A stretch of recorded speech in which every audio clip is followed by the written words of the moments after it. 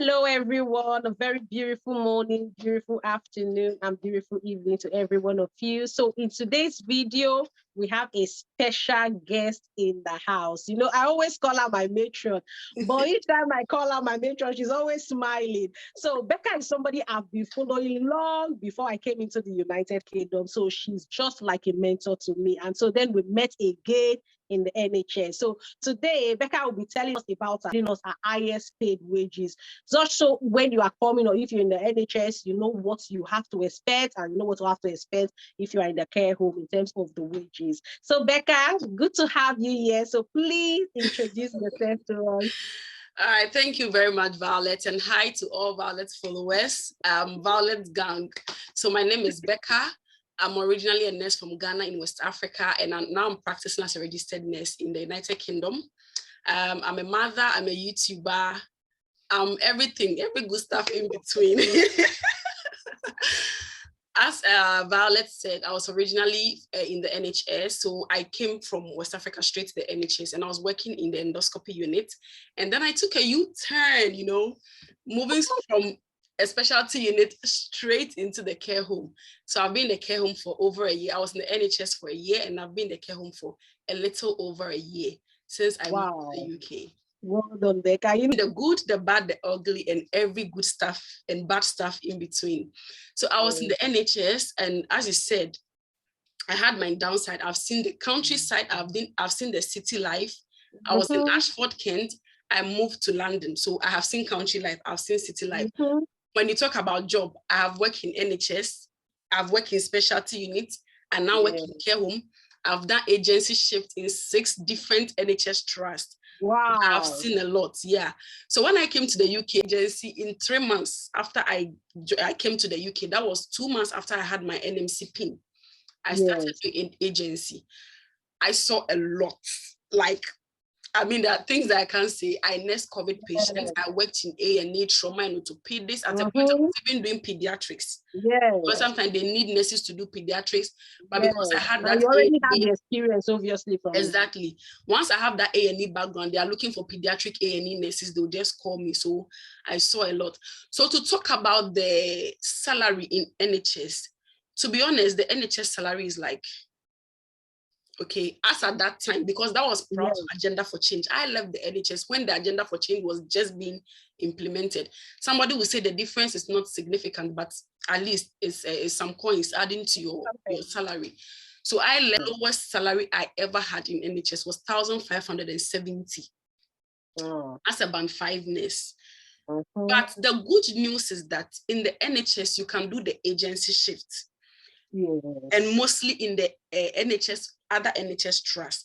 And one thing about NHS that people don't know is that if you want to do NHS agency, you need NHS experience of 6 months. So even if you are a care home nurse and you are experienced to wherever, you can't do NHS agency at all. Without getting the experience. Yeah, and NHS agency pay better than care home agency. Yeah. So for NHS, some can, depending on your specialty and experience, at a point I was being paid over £50 per hour. Yes. Yeah. And also sometimes I was doing private surgical. So they give you over £50 per hour, depending on the time of the day and all that. Some even give as high as 70 something pounds. Wow. Yeah. In outside of London, they give as much as some of the agencies give as much. Yeah. So one thing about the NHS is that the salary is like this, but if you're able to stay in it, build your experience and do the agency in addition. Or even the bank. And the NHS or the bank.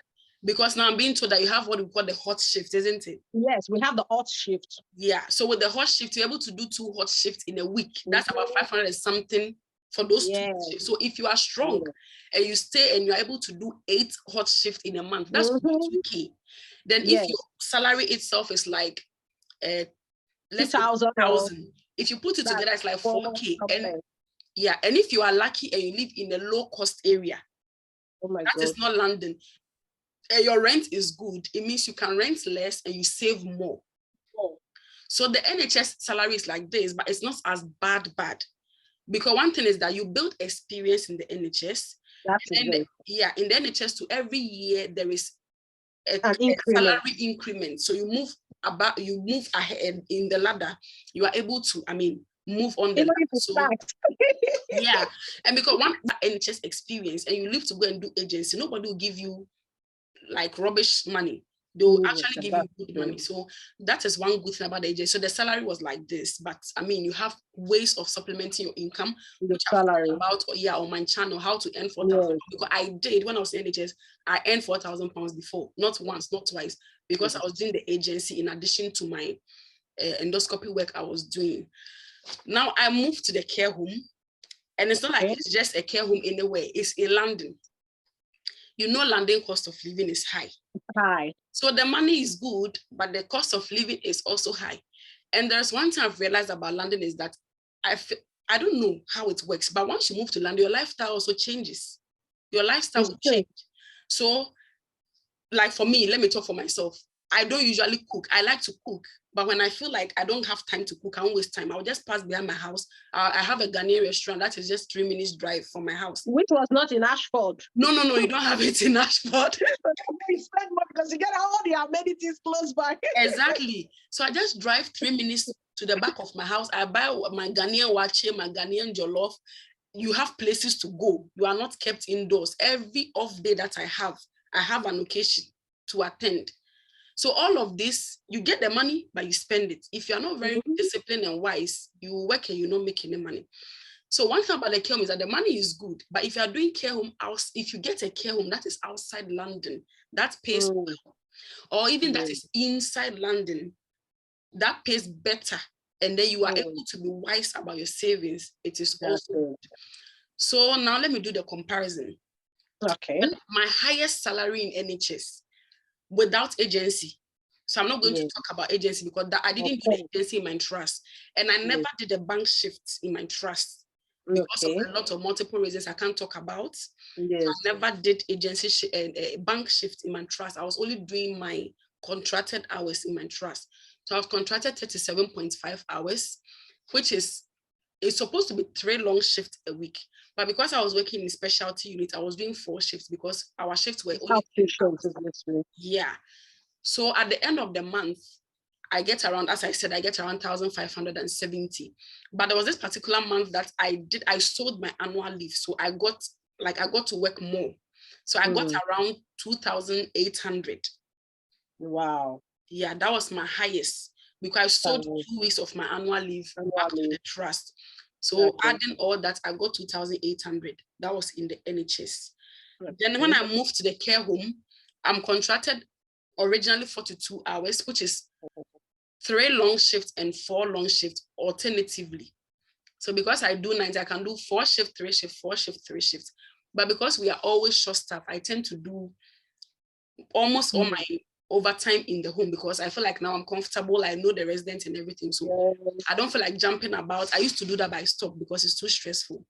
It is. Yeah. So my highest salary I've received in the care home, which I have exposed on my channel that month. Yes, I did watch it. Yeah, I work like a mad woman. I would say I work like almost twice the work I would have done in the NHS. I did a lot of shifts. I did trainings and all those things. And I even had a bonus because the company has what we call the profit sharing scheme. So at the end of the month, at the end of the year, depending on how you worked and your input and everything, you can give you a bonus. So adding all that together, my highest salary I've ever received in a care home is here. Let me just see. 4,836.12. 4,836.1. That's high, Becca. That's really high. That's really high because you don't even get that in the NHS because now we do odd shift. Guys are not happy with the little earning now. So it's only when there is an odd shift guys do. So my colleague I prepared for us, he happens to be in the same trust with me. He earns £520 per week, but he does 2 nights or 2 long days. So he earns 520. So 520 times 4, like in a week. So he's getting like £2,080 plus is £2,100. That's obviously 4,120. So it is. Yeah, it's good money. It's good money because this hot shift, I mean, I think when I was there, it wasn't there. It wasn't. Yeah, it was just recently introduced. So I feel like gradually the NHS is like stepping up their game and looking at the exodus of people from the NHS. Obviously, they have to do things to remedy the situation. So the NHS isn't bad. It's the money that I is still think the care home is more. Because you can't compare 4,180 pounds to 4,800 pounds. 700 is somebody's house rent in the UK. Yeah, it is. It is. Much. It is. But as I said, if you're in a high cost area, Violet, it just goes, unless you are a single person and you can live in a shared accommodation, then that one you can make a lot of money because you can live in a shared accommodation, which in London here, if you really like scrutinize the rent, you can get a shared accommodation for 500, 600, 700 pounds. Wow. Yeah, which is good. Yeah, which is good. But if you have family, it's hard. Unless you and your spouse are both doing good jobs and obviously you can afford, then it makes sense. Yeah, so that's my highest. My highest in NHS are about 2008. My highest in the care home is 4,000. Massive difference of 2,000. Yeah. And one thing about the thing is that I feel like moving to the care home, the stress I went through in the NHS is not, I work hard, but you know, making that money for me now is easier than I was. Easier, to be honest. Yeah. Because with the care home, they're not doing any high skills, it's just give them job. And in the NHS, because I was doing the agency, I was moving from my trust to other people's trust. I was just working about to make that money. But in the care home, I sit at one place and cough all and you make the money. I don't go anywhere. So when I first came to London, I started my care home job. I was still doing agency. So sometimes my off, because that time they hadn't still removed the 20% cap. So on my off day or on my annual leave, there was a very trust very close to me. I was going there to do, agency. So there was a month I had more than 7,000 pounds. Yes. Combining my care home and my agency I had more than 7,000 pounds. So wow. Yeah. That was in January. Sometimes I look at you and I'm like, I'm not sure I'm in the United Kingdom. Oh my God. Yeah, so I feel like for me, it was a step in the right direction. I feel so too, because I feel you know how to use a lot of equipment. It has exposed you to a lot of knowledge and skills that most nurses do not have. And Becca, I'm so sorry to say, I know your view may be different. That's why I always feel that nurses coming into the UK at first time should start with the NHS. I'm so sorry. I know your view may be different. I even give that advice. So much. Like whenever I see a nurse from the care home, it's easy to know that like few of them lack few. Don't get me wrong, guys, like you. So if you work with somebody from the care home, you ask, do you know how to use this? No. Do you know how to use this? No. Let me tell you, when I first went to the care home, the people I was working with, the nurses, the carers, they were like, you are not a candidate of a care home. You are not a nurse that's supposed to be working in the care home. They told me point blank, go back to where you came from. And like, I came to stay because I have a mission, I have a purpose. My purpose is not to stay in the care. I can stay and progress if I want, yes. But as it stands now, I don't know yet if I really want to stay. But the reason why I made this move is because I wanted to see the UK in all angles. In all angles. And you know, some of us couldn't because obviously we have too many Bukata now. So I want to be able to decide. Now I have the NHS experience. I have the care experience. So my CV is rich. Anywhere I present it, it's easy for me to maneuver and to get my way around. So for me, it's a step in the right direction because financially now I am more at peace. And in terms of skills, I have seen, and then because I'm still registered with the NHS, before I still can go back to do my NHS shift any day, anytime. Because I still 100% positive. I perfectly agree with you. So the NHS is good for skills. Just go to NHS first, get your skills before you can. You can choose which one of them you want. You are getting from somebody who has seen it all. So you're getting the best advice. So Becca, what would be your advice for nurses generally in the United Kingdom, especially the new nurses? My advice is for you to be persistent and also to learn. Open your eyes. This is a country. I've realized that in this country, people don't tell you things. They want you to figure it out yourself. The thing can be in front of you like this. If you don't read it, nobody's going to tell you what is in it. You have to be inquisitive. And I tell you what, when I started the agency, it opened my eyes a lot. The equipment I was using. Nobody will come and teach you how to use, let's say, an Omnicell, how to use a Baxter pump, Nobody. How to use a PCA. Nobody is coming to teach you that, because in the first place, you're an agency. Who cares about you? But I just go close to them. I'm inquisitive. As you're doing it, I'm asking you questions. I'm looking at you. I'm learning from you. Whether you know or you don't know, I'm looking at you, I'm learning from you. So my advice to new nurses is that when you can be proactive, open your eyes, learn a lot. Don't feel shy to ask questions. It may even be very stupid. You think this question is very stupid. It doesn't matter. Just ask it. It's for your own good. One thing I always say to myself is that I may look stupid today because I'm asking you a silly question. But once you give me that information and I add it to my knowledge, tomorrow I'm not coming to ask you again. That's true. It adds to my knowledge. It is not my intellectual property. Yes. I give it to myself and it adds to my CV. It builds my life. So even if it's a stupid question, ask. That's why you have people like us. We are on social media. We are advising. We are helping out. Things. Watch, follow, ask questions, your mentors and everything. Build a profession. Apart from building your life, build a profession so that you can advance as quickly as possible. Because people come to UK. I know a lady, by 6 months, she was about 6. She was about trust. Becca, we have a youngest manager at the moment. She came into the UK in February 2020, and she is band 7. You see? So, guys, it's up to you. Becca has said it all. It's true.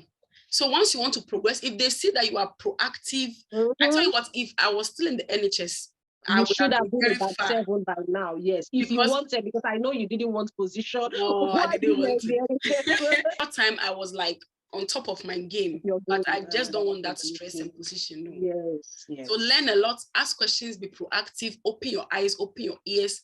Be friendly, loosen up. Don't carry any preconceived ideas of people. People are saying that no, they are racist. They are this. If the person wants to be racist, leave them to be racist. So just have a free spirit, open up. That's it. And let God himself add all of the good things to you for you to progress. That's all I have to say to you. Thank you so much, Becca. So guys, go to Becca's channel and subscribe. I learned a lot from her channel. So if I learned a lot from Becca's channel, trust me, you will learn double. So please go to Becca's channel, subscribe, show us support. And you know, of course, Ghana's are lovely people. So Becca, thank you so much for coming here. I appreciate you. I appreciate your husband for giving you the time to do this whole lot on social media. So God bless him, God bless you, and God bless your family. Thank you very much. Becca. Would love you dearly. I appreciate. Thank you. All right, guys. So thank you so much for staying with us. Please do not forget to subscribe on our channel. So video. So until we see you again, all the best. Bye. Bye.